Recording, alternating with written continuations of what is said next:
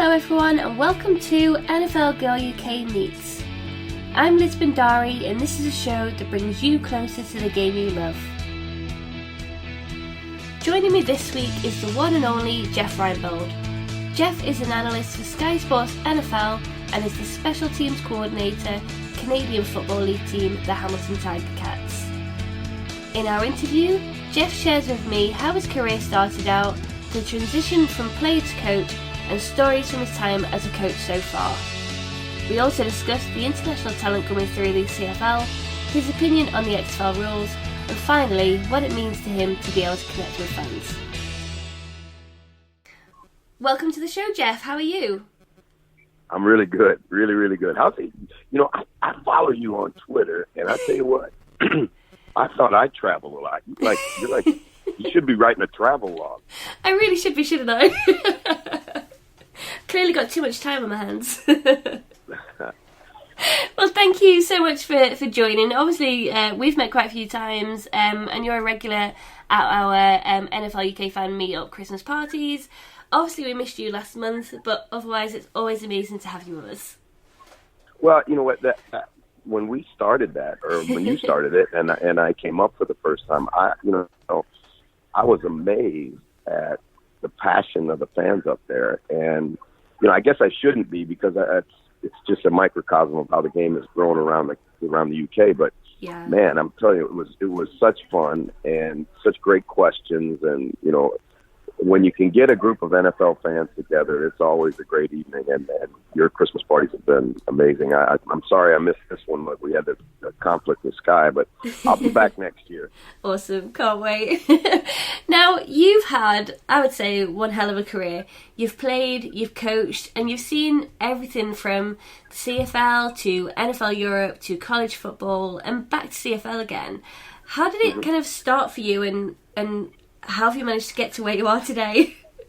Well, it started by accident. I don't think, I never had a plan like this was what it was going to be. When I was a kid, I just loved the game and I loved to play. And, as a player, you think it's going to last forever. And I remember I was walking past the head coach's office one day and he said, "Jeffrey, get in here." And, there's two people in the world that call me Jeffrey, and my mother was one of them, and it was usually when she was mad at me. So I oh, God, what'd I do? And you start going through that Rolodex in your brain of all the crazy stuff that you could get in trouble for. And he sat me down and he said, this is going to end now, right? He said, the end's coming. And I had gotten hurt and was struggling to play through the injury. And he said,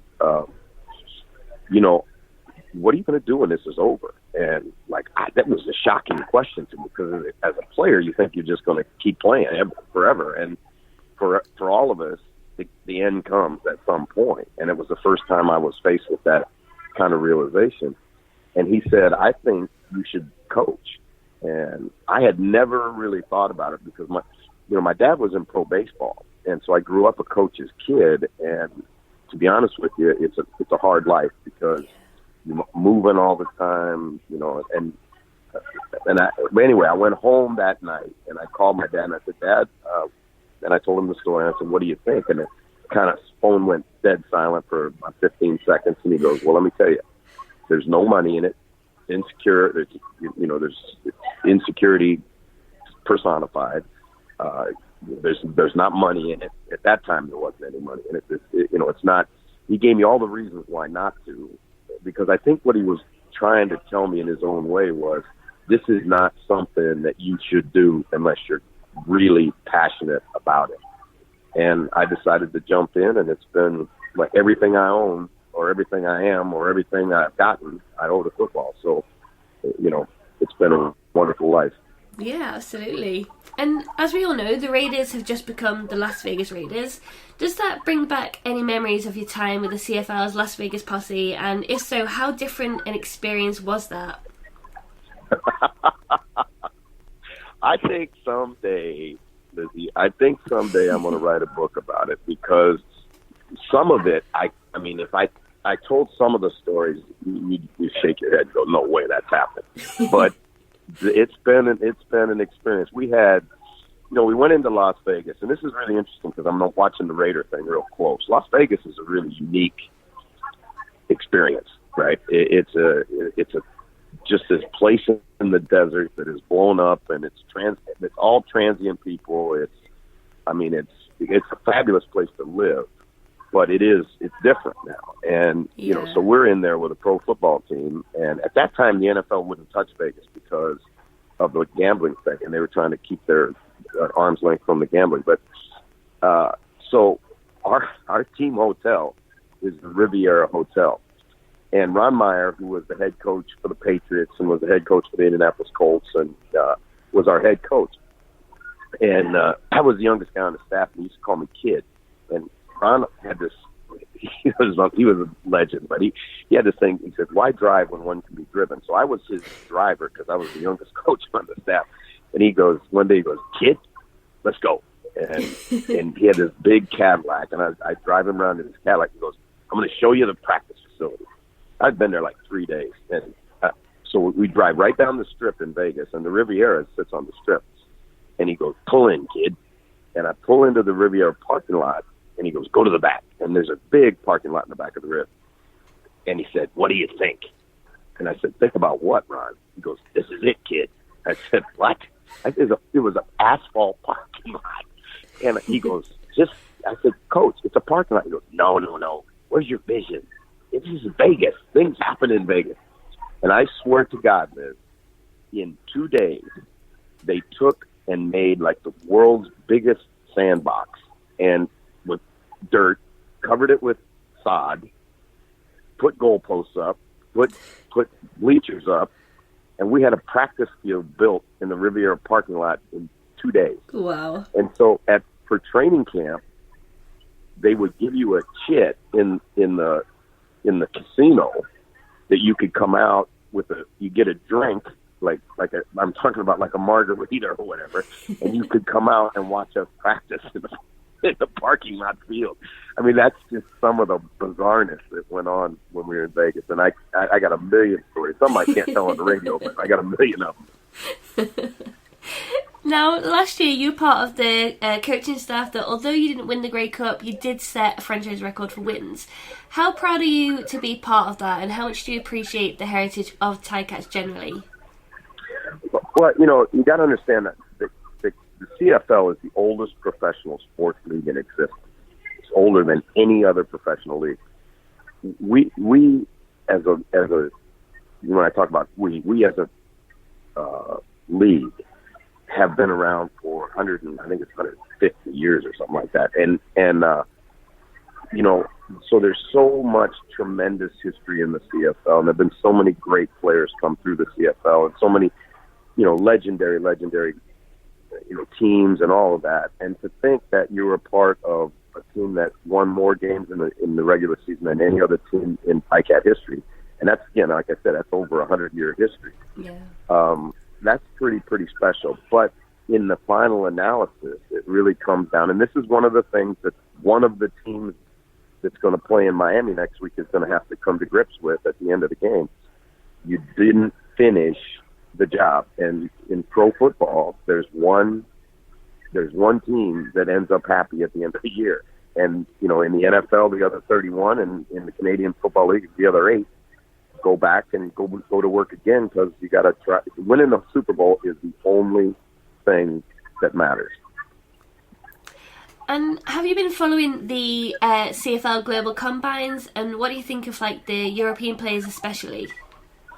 Well, I think the globalization of the game, and I'm talking about football, both the National Football League, now that you start to see global players, international players, that the Abada's playing, you got the Scottish Hammer, playing. You got guys, legitimate guys. I'm not talking about kids that were born outside of America and then moved over there when they were 8 and then grew up in America. But those guys don't count to me as international players. Yeah. The truly international players, the guys that played in the indigenous game in their country and then came to North America to be pros, those are the guys that really are to me, the legitimate international players. Well, you recognize that the growth of the game has to happen outside of the confines of your country. whether that's the United States or whether it's Canada. So last year, for the first time, our league brought international players. We had every team had one active and two practice roster players from around the globe. We had a French national, and we had a Mexican player, two Mexican players on our practice roster. So those guys were the first. Now, the league has since expanded, and we've now branched out. There'll be English players next year, some kids from the UK, kids from Scandinavia, the French again. We're going to do a combine in Japan for the first time. Wow. We signed a television contract with Mexico, and we will play our first international game in modern CFL history next year in 2021. So it's moving. As a matter of fact, every team in the CFL now next year will have two actives.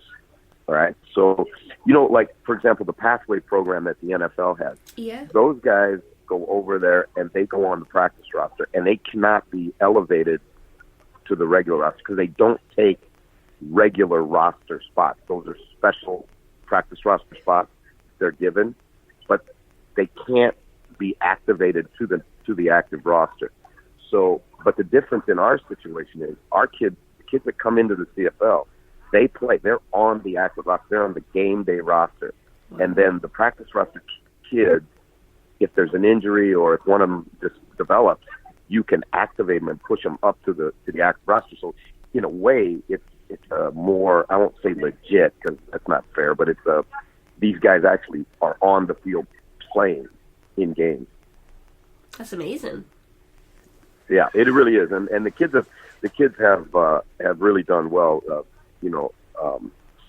The kid that we have, the French kid we have, Noah, he does a fabulous job. He's a really, really good special teams player. And it was tough for him. It's hard for these guys to, this is just the reality of it. When they come to us, they have no idea about how physical the game is, how fast the game is, how intense the learning is, all that stuff. So there's a huge learning curve for them first. But we've been through it before with the NFL Europe situation, with the national players in NFL Europe, and you just have to get them. You have to throw them in the pool, and they'll learn how to swim. But if they never jump in the pool, you can't learn how to swim. And so you got to immerse them in training camp and get them in and give them an opportunity, and then they get it as they learn to play. One of the big plays in the Grey Cup, a play that you can watch on CFL highlights, is a hit that the German kid that played for Winnipeg had on our returner. He blew our guy up on a kickoff. So, they're making an impact. They're just not playing. They're making an impact. We're just going to take a little break to hear from our good friend Jamie over at the Kickers Matters podcast. Hi everyone, it's Jamie from Kickers Matter Fantasy Football Podcast here. Find us on Twitter at Kickers_Matter. How does it sound to win a signed chrome Rob Gronkowski helmet, or a signed Effie Abada Carolina Panthers jersey, or a Fantasy Footballers 2020 Ultimate Draft kit? Sounds pretty good, doesn't it? Well, we're holding a charity raffle to raise money in memory of Steve, our co-host, who passed away the back end of last year. So far we've raised nearly £3,000 and we want to raise more. So go to our Twitter handle, see the pinned tweet, get involved in the raffle, buy a ticket, buy two, buy three. There are some amazing prizes, and it's all going to a great cause. So we would really like everyone to get involved in this. Any questions? Drop us a DM, drop us a tweet, and once again, go to our Twitter handle at Kickers_Matter and see the pinned tweet for more information. Thanks a lot, guys. Thank you, Jamie. There are some amazing prizes to be won, so if you fancy your chance at those, make sure you enter. Now, back to our chat with Jeff. As everyone knows, the XFL launches next month. Being a special teams coach, I know you might have a different perspective, so what do you make of the new XFL Kickoff Rules? It's interesting because I was asked to coordinate special teams in Houston in the XFL for June Jones. Yeah. And so I looked at he sent me the rules and how it was going to be. I think that that's interesting. Here's what I see in the XFL. The XFL is trying to embrace big plays in the kicking game, but yet preserve the safety for the players. Because the reason that the NFL keeps pushing to get rid of the kickoff, which is, I think, I'm afraid to say it, but I think it's coming, is because they say it's a injury problem. Well, if you're going to get rid of the challenges for injuries, you're going to stop the game, because that's just the nature of football. It's a contact sport. It's a violent contact sport. And what is interesting, Andrew Luck's father, Oliver, who was our general manager for our first Rheinfire team and then became the commissioner of the NFL Europe, is now the commissioner of the XFL. So he's borrowed some ideas from NFL Europe and then came and looked at our Canadian game and to see how he could get how they could make an impact with the kicking game, because the kicking game is much more important in CFL than it is in the NFL. Yeah. You can't fair catch punts. Every ball has to be returned. If you don't bring a ball out of the end zone, there are no touchbacks. If you don't bring a ball out of the end zone, the kicking team gets a point. So there's so many more ways to score. And so what Oliver did was he looked at kickoff, and it's really interesting how they're going to do it. The players are placed, I think it's 5 yards from one another at the 35-yard line. And then the kicker kicks the ball, and nobody can move until the returner catches it. All right, and then they play. It lessens the big collisions that happen sometimes on kickoff returns, but it also keeps the kickoff return a part of the game. And if you go back, look at the Texans-Chiefs game. They had the Chiefs had that big kickoff return, and that was the spark that got them going. If you were to point to one player in any league that you've coached in as an example of how to approach being a pro athlete for young players to aspire to be, who would you pick and why? Oh boy, that's really, you talk about a lot of games, girl. A long time. I don't know. That's a really, really interesting question. Maybe the guy that impacted the game the most as a player that I've been around was Doug Flutie, because Doug had an unbelievable ability to, there's leadership, and I see this with Mahomes too, but it doesn't matter what the situation in the game is. He always thinks as long as he can get the ball back one more time, he can win the game. And there's a case, Liz, we're playing one game when Doug was our quarterback. We were down by 21 points with 3 minutes left to go and won the game in overtime. That's how he was phenomenal that way. And everybody talks about the throw that he made against the University of Miami, that iconic college football play. Well, that wasn't the only one. That was like regular with Doug. He could make plays in the worst situations when it seemed like the game was completely out of hand, and he could come back and win for you. I mean, just had that, and everybody in the huddle and everybody on the football team felt that way. And that's what great players do, whether it's Michael Jordan in basketball or Maradona or Pele or any of the great soccer players. They transcend the game. They're bigger than the game. LeBron James does it. You just feel like as long as they're playing, the game's not over. And Patrick Mahomes, who is the new face of the NFL, has proven the last 2 weeks that he can do that same thing. That's incredible. So getting back to the CFL and global players, the Tigers had the first global player to score points in the league, and other players made an impact on special teams too. Is that the best way to get onto a squad and be active, the special teams route? Yeah, I think that's really true for any player, unless you're a first-round draft choice quarterback. Whether it's the National Football League or the CFL, the two professional leagues that are available in the world, most young players, most rookies, will start their career as special teams players. And the reason for that is they have to learn the game. Now, there are Nick Boses and there are, those kind of guys that are just so good. They come into the league and they go right to the starting lineup. But typically the rookies are going to be the guys that are going to populate your special teams. And then some of those guys will move on to be starters. Raheem Mostert's a perfect example. He, cut by 5 teams, but eventually made it as a special teams guy, then was a gunner on the punt team, and learned to be a running back, learned how to protect the football, learned how to be a good in pass protection. The things that he couldn't do when he first came to the league, he learned how to do, and special teams bought him an opportunity to do that. So for us as special teams coaches, you typically work with, it's really a unique job because it's the only job other than the head coach that works with every player on the football team and every position on the football team. And so when you look at it, you're typically working with young kids, right, or the bottom of the roster guys that the veterans that are, they're like situational players. And then you're working with some of the older guys that are fighting to hang on to play for 1 more, 2 more years. So it's really a unique coaching situation. And you recently started your segment, Coffee with Coach, which I love, by the way. How does it feel to be able to have this level of engagement with your fans? It is the coolest thing. I keep trying to find, because I'm not a technology guy, right? I mean, as you can tell by my tweets, I don't spell very good and all that.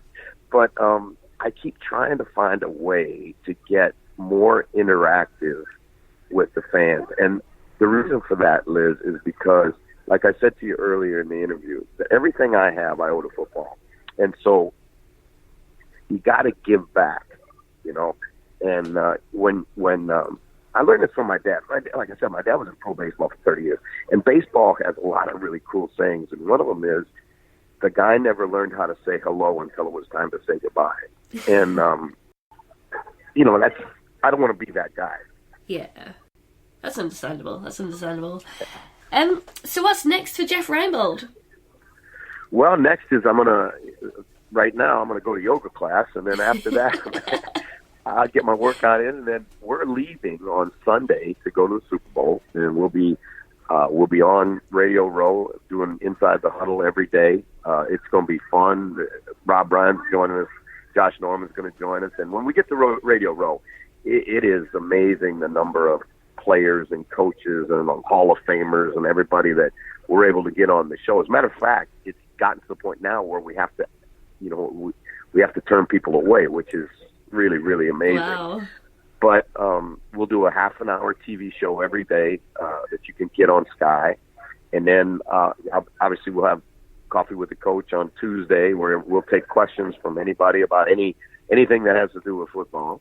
And then I'll do a daily hit for Odds Checker through the week as we talk to people and see what people's thoughts are on the game and the prop bets you can make and all those things. And I got to tell you, I should actually not work for Odds Checker. I just ought to bet the games because I'm 8 for 10 in the playoffs. I should be making some money. I'm making somebody rich. It's not me. But then then we'll do the game on Sunday, and then on Monday morning I will get on an airplane and I will be in the water in Hawaii in less than 16 hours. Wow, I bet you can't wait. No, I can't. That's my time to, the month I get to go home between the CFL season and doing the NFL work for Sky, that time in Hawaii is really precious to me, and I get a chance to recharge my batteries and get to my roots and take the phone off the hook, and it's really a nice time. And who do you think is going to win the Super Bowl? Who do I think is going to win? Yeah. I tell you what, I think it's going to be one of the best Super Bowls that we have seen in a long time. There have been some great ones, right? Yeah. The overtime game and all, but I really, really believe this is two really evenly matched teams, two teams whose strengths and weaknesses kind of are against one another. For example, San Francisco can run the ball extremely well. That's Kansas City's defense's one challenge. And then you look at the other side. San Francisco can rush the passer extremely well. Well, Kansas City protects with 5 guys. That means they got at least 3 one-on-ones against 5 first-round draft choices. But yet, in the back end, San Francisco has been suspect a little bit in the back end, their secondary, against a track team of wide receivers and a quarterback who can throw it to from Florida to Alabama. And so it's going to really, I think, really, really be a great game. I think the special teams are going to be a big part of it. it's been interesting on Kansas City special teams during the playoffs, because Dave Tobe, their special teams coach, is one of the best in the business, and they have struggled. They have given up big plays, had fakes against them, dropped the ball. So I think the team that plays best on special teams, and then who can make the big plays, who can make the chunk plays, the 15-yard runs for San Francisco and the 20, 25-yard passes for Kansas City. But I kind of right now, I give San Francisco a very slight edge. Yeah, my husband would be very happy with that. Yeah, I know that. I was going to say your husband would be fired up to hear that, because I know he's a big San Francisco fan. He is. Listen, Jeff, it's been absolutely amazing. Thank you so much for speaking to me today. Enjoy yoga class, enjoy Super Bowl, enjoy getting back to Hawaii. I will do both of those things, Lizzie. And again, to you and all the people that, it's really cool to be a part of this and watch this thing grow, and having been a part of it, the growth of it. And it's people like you who really just love the game and invest your time and your energy and your spirit and in making this game better and growing it, and all you do to support the game and promote the game. It's really awesome. And I remember the first time I met you, and you told me about your dreams of being in the NFL, and here you are. That's really, really cool. Yeah, I'm really proud of how it's all going. Yeah, it's because being in the NFL is not just the players. It's all of us that work to make the game better. And, it's cool having you on the team. Oh, thank you, Jeff. All right, have a wonderful day. Yeah, you too. Take care. Aloha.